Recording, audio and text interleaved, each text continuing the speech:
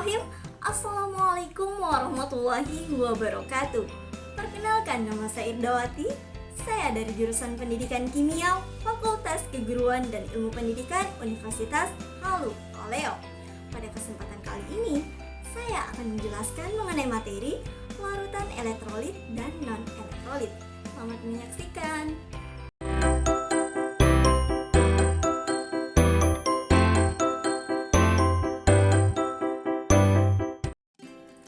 Halo adik-adik, bagaimana kabarnya kalian hari ini? Semoga kalian semua sehat-sehat selalu. Senang sekali hari ini kita masih bisa melakukan proses pembelajaran walaupun secara virtual seperti ini. Saya harap kalian semua tetap semangat dalam belajar. Seperti biasa, sebelum pembelajaran kita mulai, mari kita berdoa sesuai dengan kepercayaan kita masing-masing agar pembelajaran hari ini menjadi berkah untuk kita semua. Berdoa dimulai. Berdoa selesai. Pada kesempatan kali ini kita akan membahas mengenai larutan elektrolit dan non-elektrolit. Namun sebelum kita membahas materi hari ini, saya ingin adik-adik untuk melihat fenomena berikut ini. Pernahkah teman-teman mendengar informasi tentang larangan menangkap ikan menggunakan alat setrum? Penggunaan penangkapan ikan menggunakan alat setrum dilarang oleh pemerintah karena dapat merusak ekosistem laut dan juga berbahaya bagi penggunanya. Nelayan menangkap ikan menggunakan alat setrum akan mencelupkan setrumnya ke laut. Meskipun alat setrum ini tidak menyentuh ikan secara langsung, namun ikan-ikan yang ada di sekitarnya akan mati. Kira-kira kenapa ya ikan-ikan yang ada di sekitarnya bisa mati? Penasaran? Yuk kita bahas!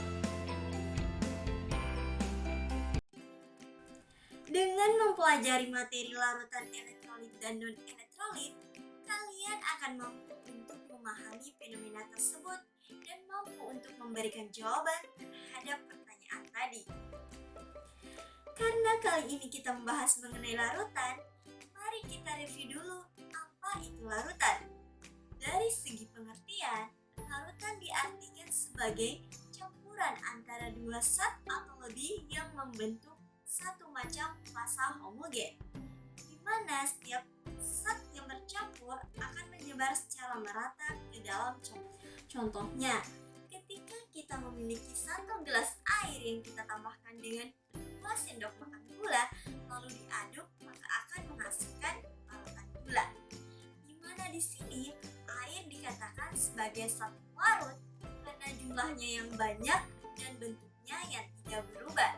Sedangkan untuk gula dikatakan satu larut karena jumlahnya yang sedikit dan bentuknya yang berubah.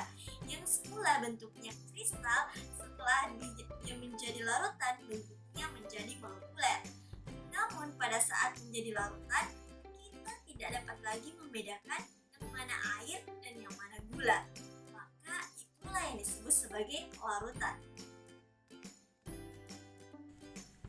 Berdasarkan kemampuan daya hantar listriknya, larutan dibagi menjadi dua, yaitu larutan elektrolit dan larutan non-elektrolit. Larutan elektrolit adalah larutan yang dapat menghantarkan arus listrik, contohnya larutan garam. Sedangkan larutan non-elektrolit adalah larutan yang tidak dapat menghantarkan arus listrik, contohnya larutan gula. Dari kedua peristiwa ini timbul pertanyaan, mengapa larutan elektrolit dapat menghantarkan arus listrik, sedangkan larutan non-elektrolit tidak dapat menghantarkan arus listrik?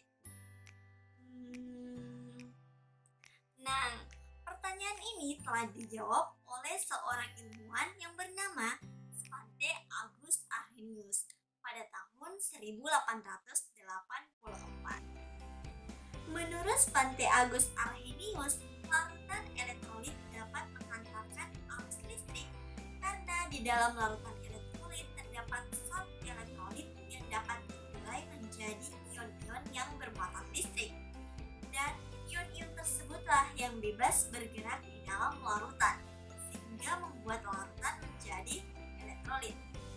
Contohnya air laut. Air laut dikatakan sebagai larutan elektrolit karena di dalam air laut terdapat ion-ion yang bergerak bebas, seperti Na+, Cl-, H+, Mg+, dan ion-ion lain yang bergerak bebas dalam larutan air laut. Kemampuan larutan elektrolit dalam menghantarkan arus listrik itu berbeda-beda. Ada yang sangat kuat dalam menghantarkan arus listrik disebut dengan larutan elektrolit kuat, dan ada yang sangat lemah dalam menghantarkan arus listrik disebut dengan larutan elektrolit lemah. Larutan elektrolit kuat adalah larutan yang sebagian besar atau bahkan seluruh molekulnya terkurai menjadi ion. Sedangkan untuk larutan elektrolit lemah adalah sebagian kecil molekulnya yang terkurai menjadi ion. Banyak tidaknya larutan yang menion tergantung dari derajat ionisasinya, di mana derajat ionisasi adalah jumlah zat yang menion dibagi dengan jumlah zat mula-mula. Untuk larutan elektrolit kuat, derajat ionisasinya sama dengan 1, sedangkan untuk larutan elektrolit lemah, derajat ionisasinya lebih besar daripada 0 dan lebih kecil daripada 1. Sedangkan untuk larutan non-elektrolit, derajat ionisasinya sama dengan 0. Selain menggunakan derajat ionisasi, kita juga bisa menentukan suatu larutan bisa menghantarkan listrik atau tidak dengan menggunakan alat uji sederhana. Namun pada kesempatan kali ini kita tidak merangkai alat seperti itu. Kita akan menggunakan salah satu fitur yang disediakan oleh rumah belajar. Di dalamnya ada virtual lab, di mana virtual lab di sini terdapat satu materi, yaitu materi larutan elektrolit dan non-elektrolit yang disediakan untuk kita gunakan sebagai praktikum hari ini. Baik, mari kita praktikum.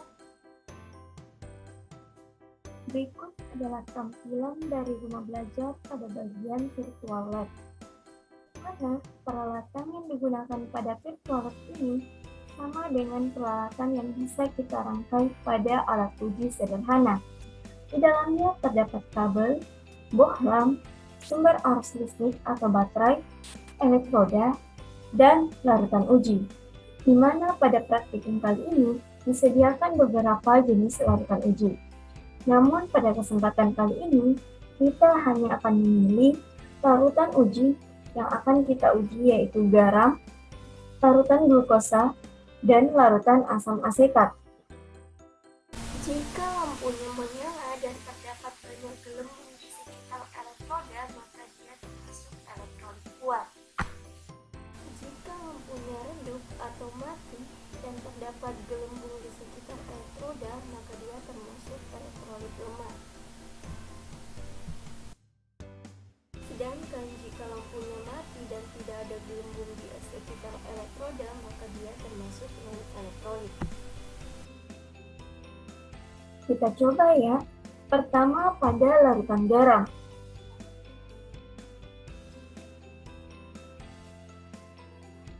Wah, nyala lampunya dan di sekitar elektroda terdapat banyak gelembung. Kedua pada larutan asam asetat.